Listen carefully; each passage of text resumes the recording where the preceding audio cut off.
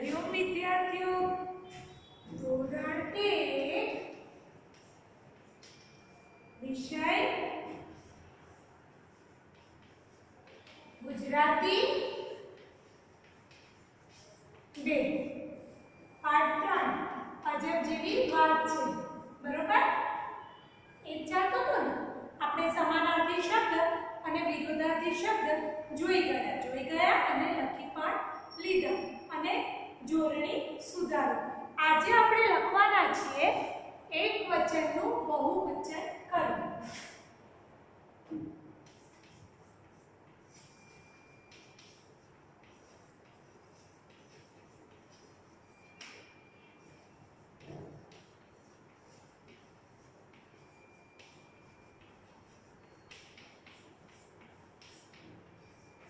એક વચનનું બહુવચન લખો। શું લખવાના છે? એક વચનનું બહુવચન કરો। તો એક વચન શું છે ભાઈ? જે એક જ હોય, એક વસ્તુ હોય કે વ્યક્તિ હોય તો એક વચન, બહુ હોય તો બહુ, બે થી વધારે, બે કે બે થી વધારે હોય તો બહુવચન।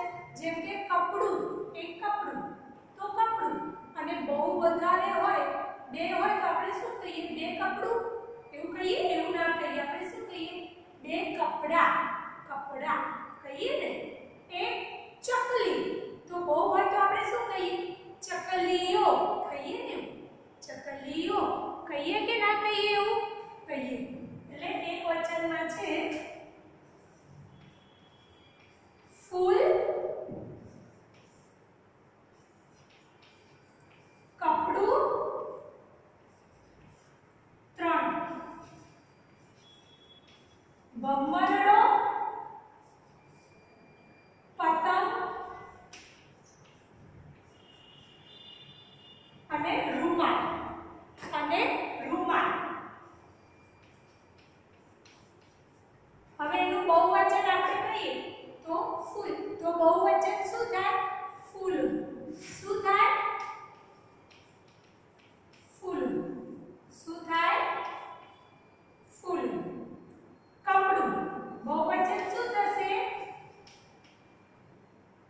કપડા। ભમરડો, બહુવચન શું થશે? ભમરડા। પતંગ, બહુવચન શું થશે? પતંગ। રૂમાલ, બહુવચન શું થશે? રૂમાલો। સમજ પડી? તો ફૂલ, ફૂલો, કપડું, કપડા, ભમરડો, ભમરડા, પતંગ, પતંગો, રૂમાલ, રૂમાલો। હજી એકવાર આપણે બોલી જઈએ। આપણે શું લખીએ છીએ? એક વચનનું બહુવચન લખો। આપણે શું કહીએ છીએ?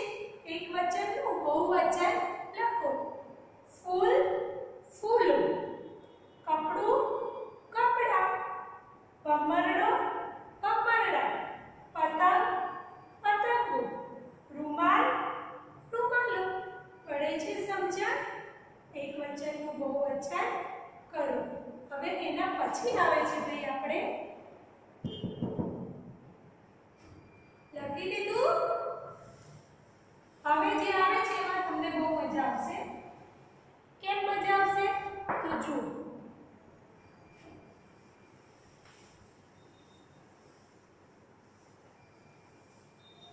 પહેલા હેડિંગ મારી દેજો, હેડિંગ મારી દેજો।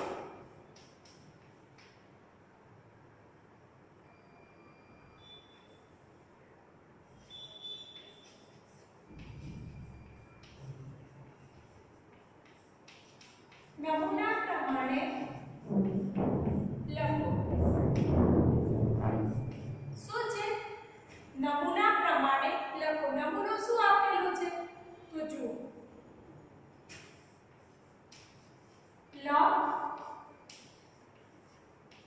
લખ્યો। શું છે? લખ્યો। જુઓ, આ નમૂનો આપ્યો છે, લખ્યો નમૂનો આપેલો છે। આના પ્રમાણે આપણે બધું લખવાનું છે। લખ્યો, લખ્યો હું બોલું છું, આ રીતે બધી લખવાનું। લખ્યો, લખવા લખ્યો આ ખોટું છે ભાઈ નમૂનો આપ્યો હોય એ પ્રમાણે લખવાનું પછી છે સાંભળ બોલ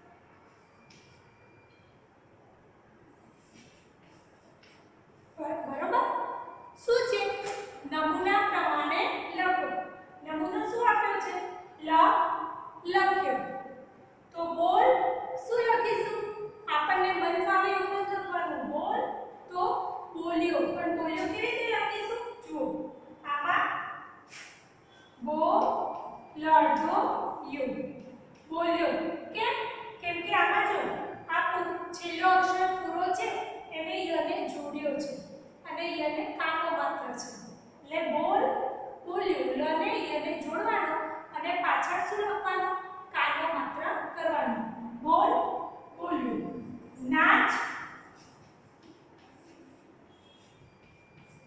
નાચ્યો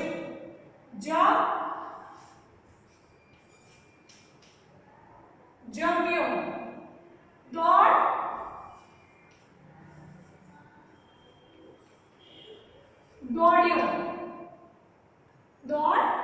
દોડ્યું સમજણ પડે છે આવો આપણને નમૂનો આપ્યો હોય કે આના પ્રમાણે લખો લખ્યું બોલ્યું નાચ્યું જમ્યો દોડ્યો શું આવશે ભાઈ અહીંયા આમ લખીએ ભણ્યો પણ આ ખોટું પડે કેમ ખોટું પડે કેમ કે અણ આખો નથી અણ કેવો છે અડધો છે અણ કેવો છે અડધો એટલે આપણે કેવી રીતે લખીશું ભણ્યું ભાગ્યો પડ્યો સમજણ પડી ડને ય જોડ્યો છે ને પડ્યો સમજણ પડે પાછું એકવાર આપણે જોઈ લઈએ શું છે ભાઈ લખ્યું બોલ્યું નાચ્યું જમ્યું દોડ્યો ભણ્યો ભાગ્યો પડ્યો સમજણ પડી થયું આટલું હવે એના પછી છે ભાઈ આપણે એના પછી છે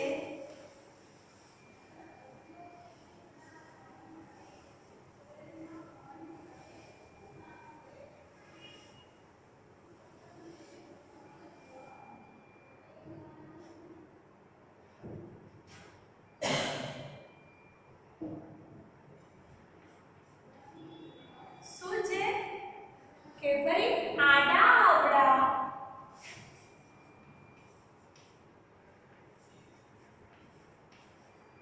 અક્ષર ગોઠવીને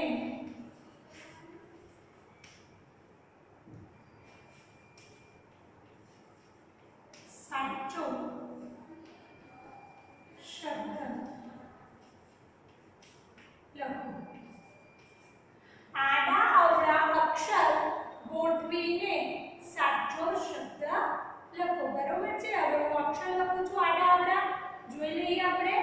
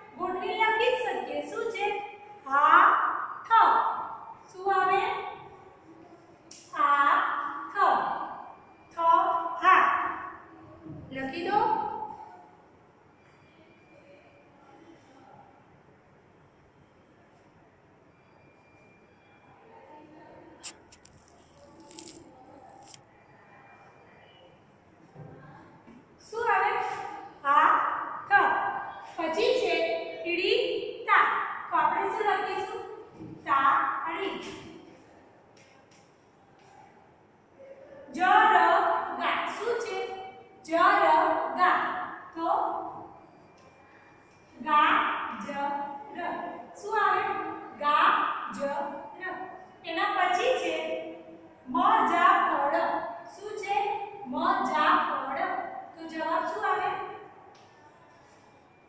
જામ પડ જામ પડ પછી છે ફસરજન તો સફરજન શું છે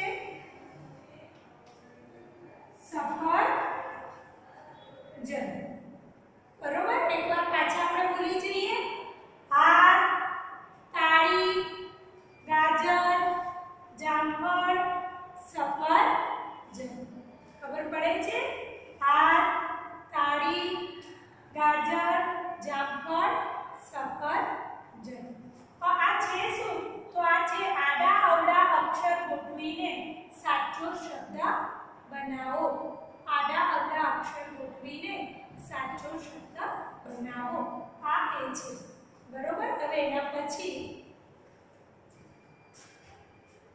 આટલું થઈ ગયું આપણે હવે એના પછી આપણે જઈએ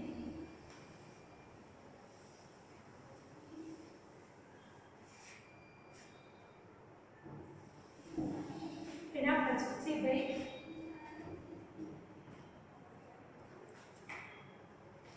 એના પછી આપણે શું છે તો જુઓ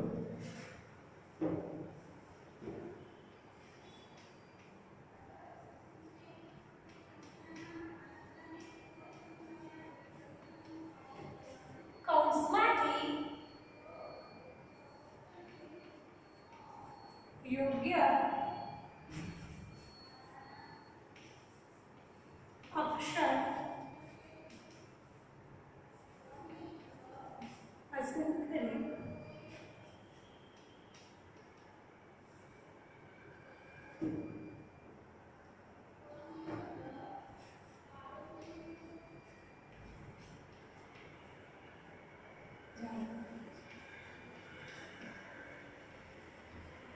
શું છે કૌંસમાંથી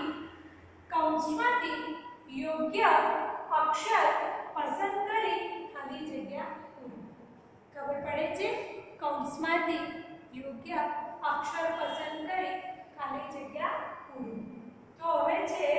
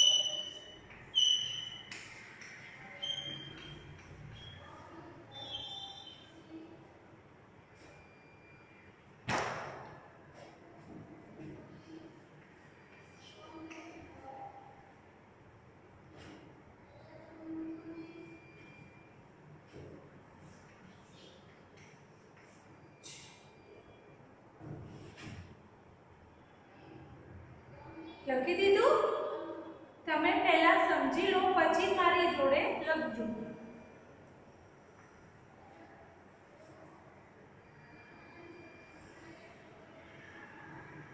જો કૌંસમાંથી યોગ્ય અક્ષર પસંદ કરી ખાલી જગ્યા પૂરો આ કૌંસમાંથી આપણને એક શબ્દ આપેલો છે ખાલી જગ્યા અડ, ખાલી જગ્યા અડ. આ કાઉન્ટ્સ છે. આ શું છે? કાઉન્ટ્સ. શું છે? કાઉન્ટ્સ. પ ન શું છે? પ ન છે. તો હવે આપણે ન આવે તો તમને ખબર છે ને મને ખબર છે, પણ આપણે અહીંયા શું કરીશું સાંભળો. પહેલા આપણે ના ખબર પડે તો પ લખીએ તો પણ. એવો કોઈ શબ્દ હજી આપણે આવતો નથી. આ છે ન. તો નળ, ખબર પડી? નળ. પછી તે અહીંયા છે કાઉન્સમાં ગ ને ન. શું છે? ગ અને ન. તો ગ થી કે નથી?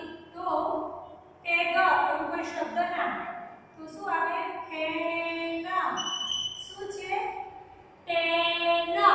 ખબર પડી? હવે ભ ખાલી જગ્યા રડો. ભ ખાલી જગ્યા રડો. ય અને મ કાઉન્સ. કાઉન્સ બ્રેકેટ. શું આપ્યું છે? મ અને ય. શું આપ્યું છે? મ અને ય. તો આપણે શું રાખીએ? મ. શું રાખીએ? મ. બમ્મરડો. શું આવે? બમ્મરડો. સમજ પડે છે? હવે છે પતંગ. ખાલી જગ્યા. પતંગ ખાલી જગ્યા. તો ખાલી જગ્યામાં ગ ઘરનો ગ અને ગણપતિ દાદાનો ગ. ઘરનો ગ અને ગણપતિ દાદાનો. તો ઘરનો ગ લખી કાઢ્યું. તો ભાઈ આ શું પડે? ખોટું. પતંગ એવું હોય? કોઈ દિવસ એવું ના હોય. શું આવે? પતંગ. શું આવે? પતંગ. પતંગ. બરોબર છે? લખી કાઢો આટલું, એટલે આપણે બોલીને પાછા આગળ જઈએ. લખી દો.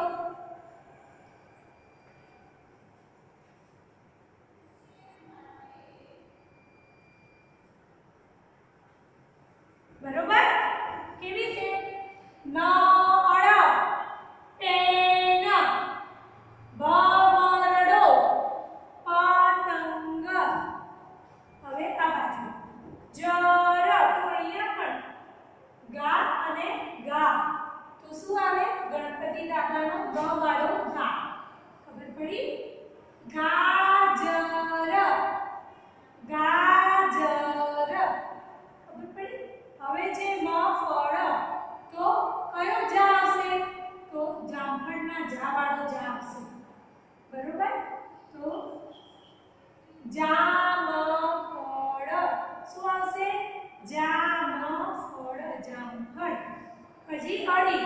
ખાડી તાળી. તો આવે તાળી. શું આવે? તાળી. પડે છે ખબર? છા ખાલી જગ્યા માના. છા ખાલી જગ્યા માના. છામા મામા આવે. આ મા મૂકેલું. છામા માના. શું આવે? છાના માના. છાના માના. અ ખાલી જગ્યા બ. અજબ અજબ. બંને જ છે. શું આવે? અજબ. શું આવે? એ તો કેવી અજબ જેવી વાત છે. બોલો છો કવિતા. પછી પર્વત. શું છે ભાઈ પર્વત? મને ખબર નથી હો. તમને ખબર છે પર્વત શું છે? ખબર છે? એક શાકભાજી છે પર્વત. બહુ સરસ લાગે. ગ્રીન કલરના અને એવા સરસ આવે પર્વત. પણ પર્વતનું શાક આપણે ઓછું ખાઈએ. ઘણા લોકો ખાય. બરોબર? તો નળ, પેન, ભમરડો, પતંગ, ગાજર, જામફળ, તાળી, છાનામાના, અજબ, પર્વત. આ શું છે? તો આ છે કૌંસમાંથી યોગ્ય અક્ષર પસંદ કરી ખાલી જગ્યા પૂરો. આપણે કૌંસમાંથી યોગ્ય અક્ષર પસંદ કરીને સાચો શબ્દ લખ્યો છે. ખબર પડી? હવે એના પછી આપણે કરવાનું છે. જુઓ ભાઈ.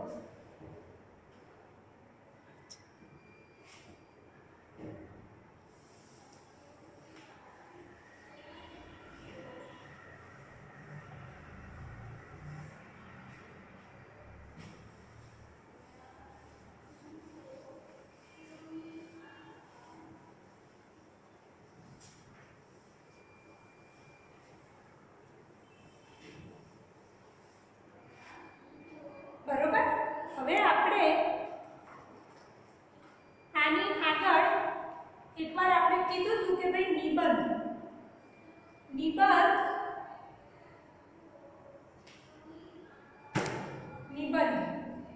તો નિબંધ કેવી રીતે લખવાનો, એમાં શું શું આવે એ બધી આપણે આજે નિબંધની શરૂઆત કરવાની છે. નિબંધની શું કરવાની છે? શરૂઆત. તો એક સાથે આપણને કોઈ પણ વિષય એક સાથે આપણને 4-5 વાક્ય શરૂઆતમાં લખીએ, પછી ધીમે ધીમે ધીમે આપણે શું કરીએ, થોડા વાક્ય વધારતા જઈએ. એ બે અક્ષર મળીને શું બને? શું થાય? બે અક્ષર શબ્દ બને.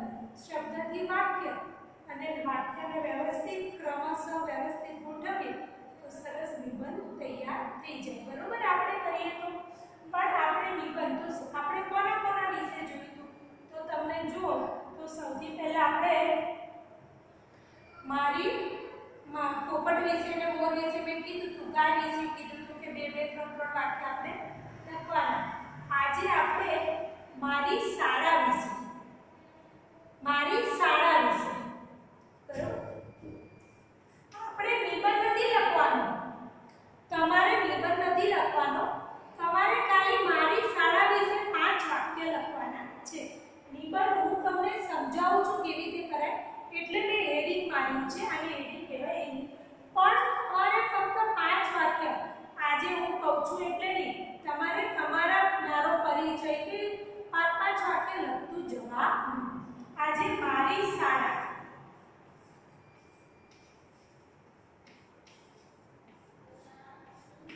બરોબર?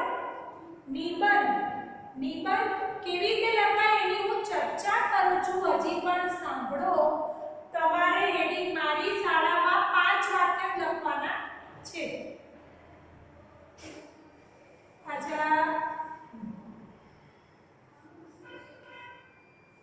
તમારે 5-6 વાક્ય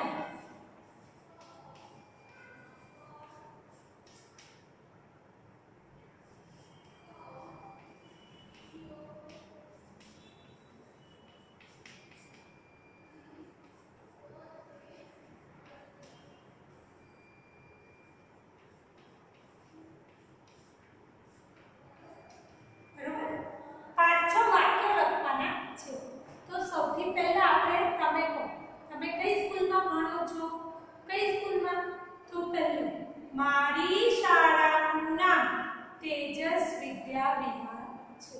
શું છે શાળાનું નામ?